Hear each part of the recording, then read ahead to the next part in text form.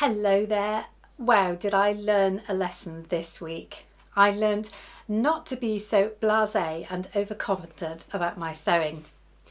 It was all to do with this t-shirt, a simple t-shirt. I'm making it up. I'm going to put some footage. I'm going to jump straight into the drama and show you what happened. I don't know why I don't like this. It should have worked. This was this Simplicity t-shirt. Made this loads of times. There's something just, I think it's because the sleeves are short. I've only pinned them, that's why they're stuck up slightly, but I've only pinned them up, but it just looks wrong, doesn't it?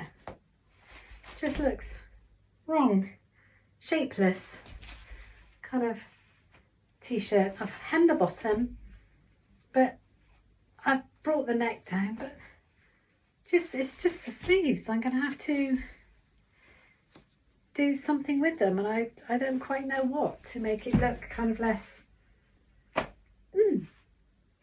stuck. So what have I done so far? I've taken in this seam here, and that's still a dreadful fit, but taken in that seam there. I've brought it in on the sides a bit, and I may do it a little bit more. I've brought this seam in here as well by about that much. So at the moment it's all basted up. Then I have made a hole in these, see, I made a hole there in the seam. And this is just a scrap bit of fabric, but I've just poked it through and kind of tied it up to see what that would look like. Obviously it won't be that long, but I think it might work. It's not perfect, but it might work. I haven't got much of a seam to play with there because I overlocked it, so I haven't got much to play with there, but I think it could save it. I really would like to shape that up, but I can't do that because I'd have to chop all that off. So I think I might just leave it like that and just add this little detail here just to take off the boxiness of it all. Let's see how I get on with that. Now I've got to sort out all this basting everywhere and just whack it through the overlocker.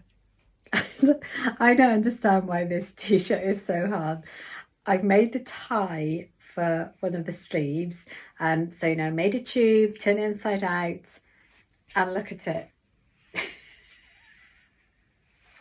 I mean, yeah, it could be longer, but I mean, why is this t-shirt being so difficult? Right, I'm gonna have to go back to the drawing board, because obviously it can't just be a single piece of fabric like it was before. I made a tube, and oh, for goodness sake, honestly. Ta-da! It's the finished results after all the stress and drama I had this week over one simple t-shirt. Crazy. So I'm very pleased with the results. But what did I end up doing with the sleeves? Well, as you can see, it has got this snazzy little gathered detailed. So what that's done is gather it up and kind of just brought it in a little bit on the sleeves. And how do I even think of that? Well, the crazy thing was I was going to be making this dress this week, and I talked about it on my Friday Sews last week, but it had this slight gathered detail on the sleeve. And I thought, why don't I try that on this and see how it looks? So I did, and I have to say I'm very, very pleased.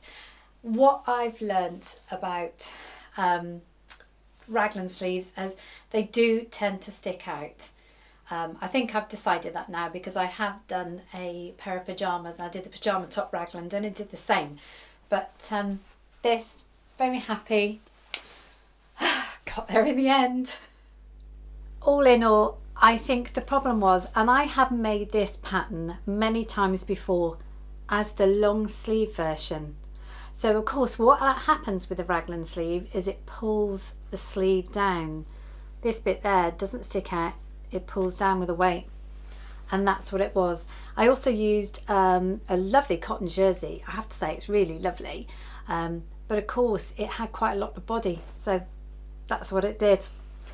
I learned a huge lesson there because I think last week I said, oh, I'm just going to make that up, be easy. it took me a long time and a lot of head scratching.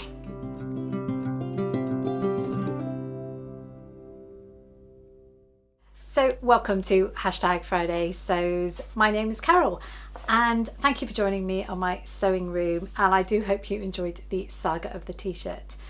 So #Friday Sews was started by the lovely Jen from Today in Jen's sewing room, and if you're ever bored on a Friday, then if you type in #Friday Sews, there are in excess of 300 channels that have used that hashtag in the last few years, and I think it's something like 6,700 videos out there for you all to watch if you're bored over a weekend.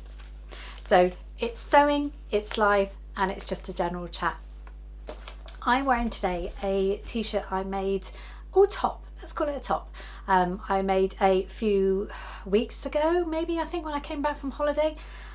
It's Burda 6329, this kind of version here.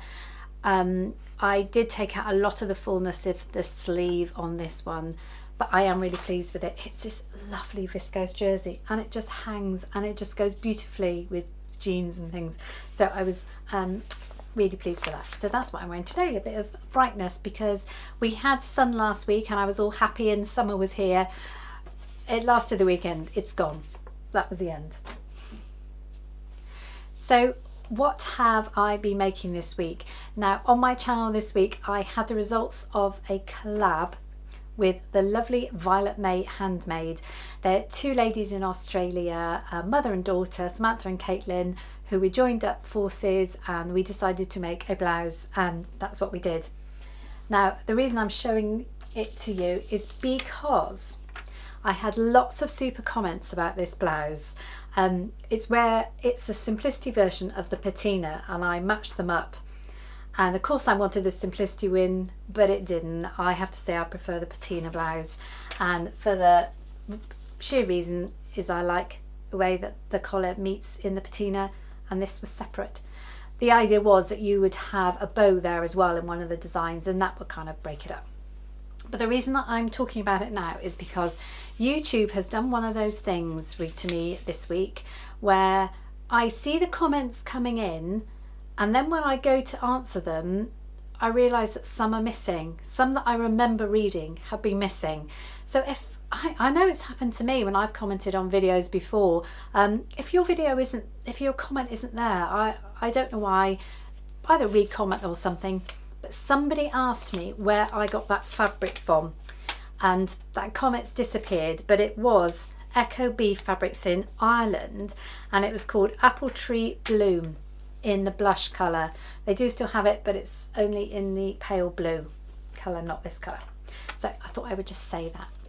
I have to say this week hasn't been without its challenges. I had 3 projects I wanted to make, and I did do all 3, but none of them were easy peasy. The second one I had a go at was this new look dress, which I think I talked about in my t-shirt video. So that's 6022. Very basic, lovely little dress. So wanted to do the gathering on the sleeves. I couldn't.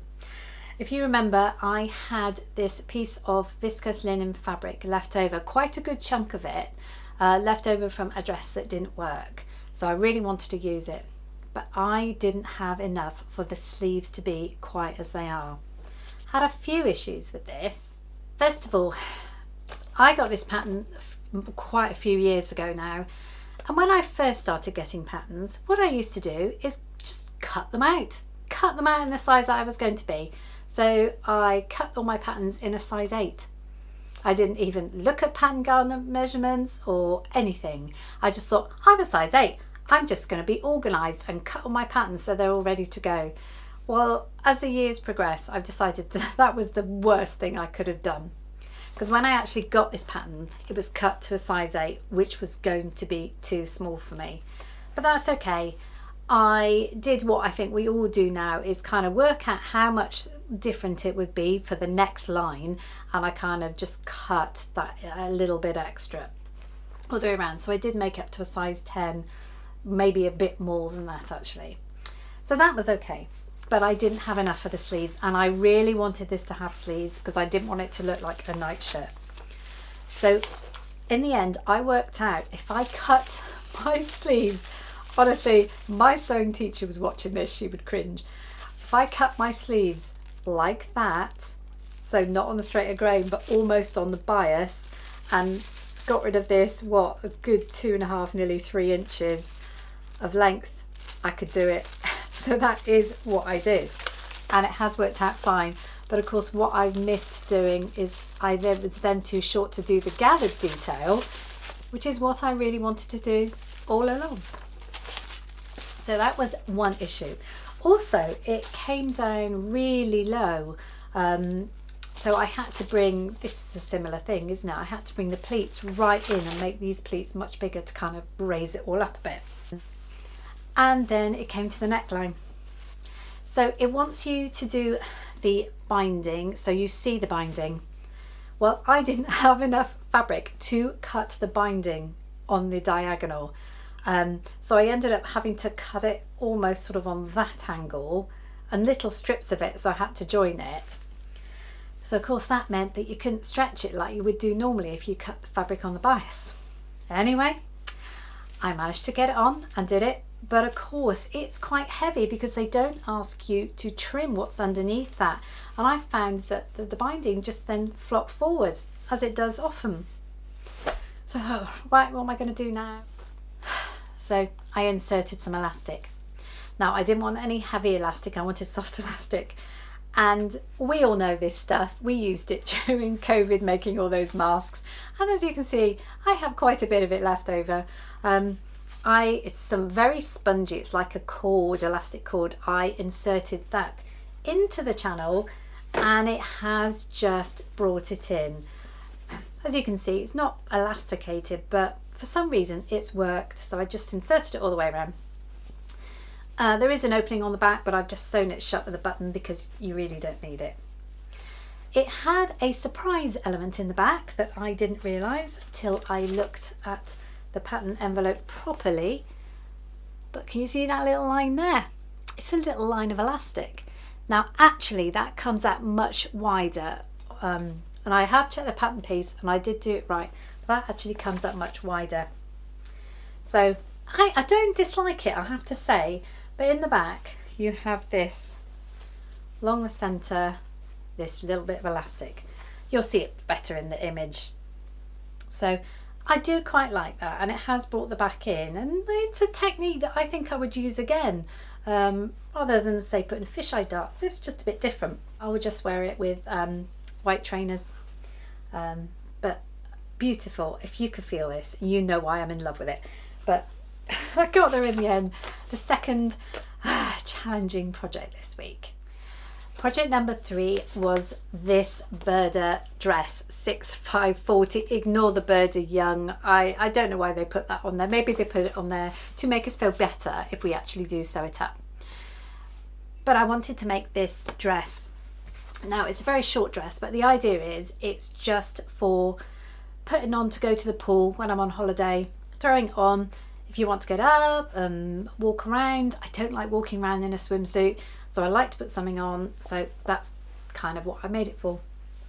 And I've done this pattern before about 3 times, and I had this gorgeous tropical print fabric. I mean, I just love it. I have to say, I absolutely love the dress. It is too short. Well, it's not too short, but it's too short to wear as a dress, but I'm happy for the use that I've got it for. But yet again, this didn't go without a hitch. As I said, I've made this pattern 3 times.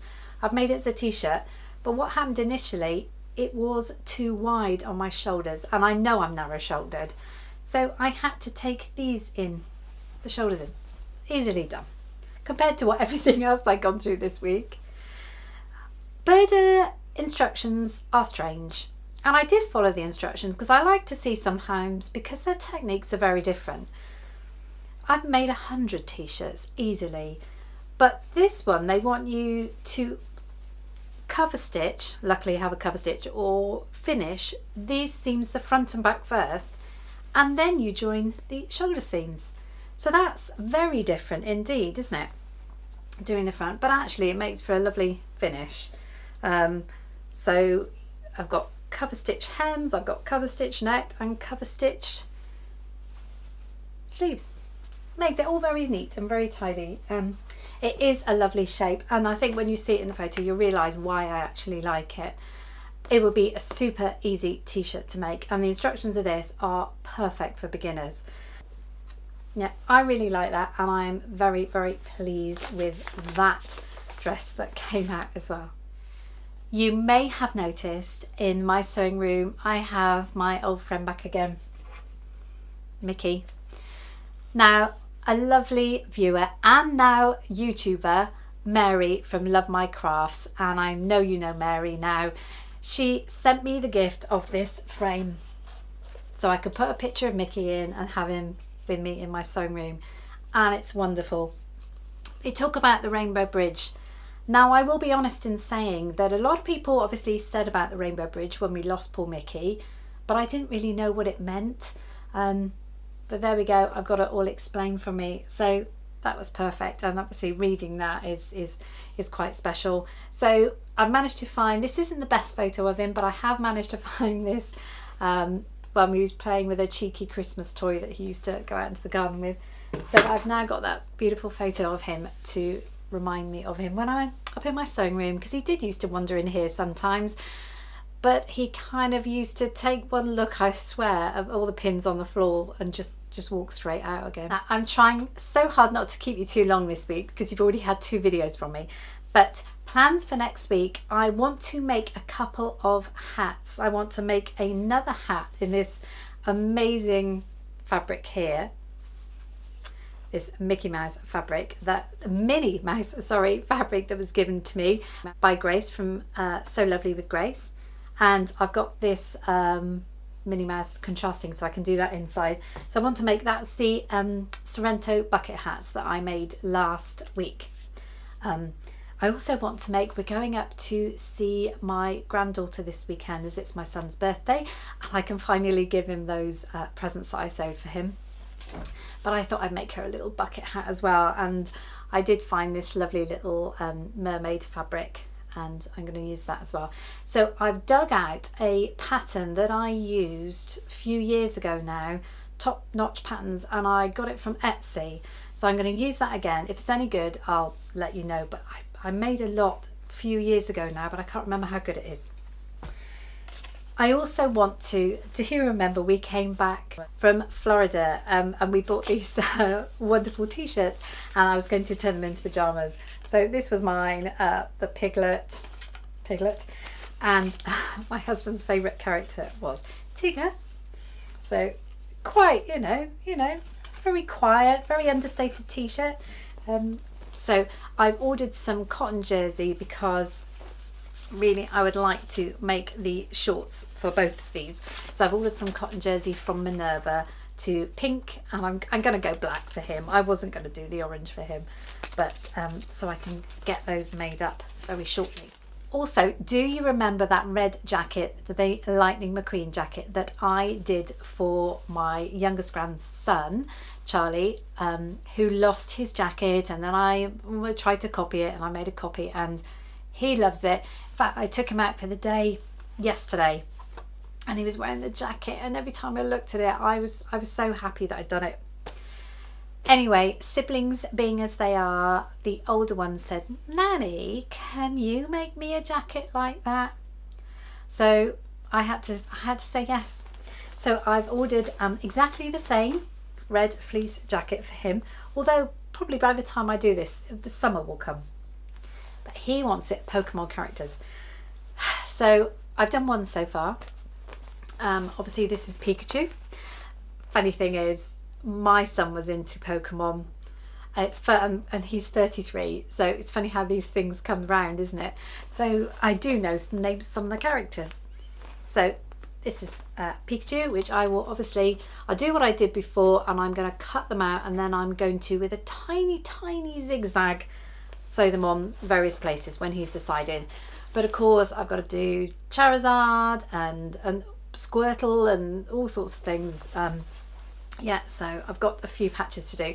So I did promise him that I would get those done this week. I'm having to, this is so funny, I'm having to pause filming, but I'm actually going to film something for you. because right this minute, and little did I know, but the window cleaner has turned up, and I really wonder what on earth it was when something hit my window. So this is a window cleaner in action. He's finished now, so I will continue on with what I was saying. I don't want to keep you long, as I said before. I'm going to put some photos in at the end, and it's from a walk we did, just my husband and I, not Mickey sadly, we're just getting used to that, 3 miles around the New Forest, and it actually passes by, I think it's called Ashley Walk Range. And what it was a practice bombing site for the Second World War. So on the ground, there's this huge, all these concrete slabs in the shape of an arrow. And what it was for planes, I think it was lit by a diesel generator at night with lights.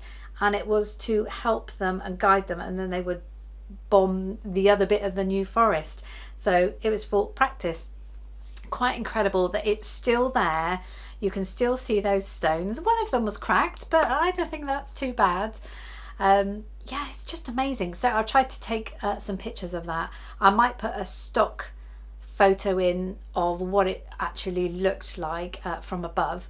But that was great. Loads of New Forest ponies out and about. So yeah, they were trying to chase us looking for food, because that's what tourists have when we're in the New Forest. Lots of mud, lots of water as ever, but it is getting drier over there. So thank you very much for joining me. I do hope you have had a wonderful week and you have an amazing weekend. Lots of sewing or crafting or whatever you fancy doing. I will see you all very shortly. Goodbye for now.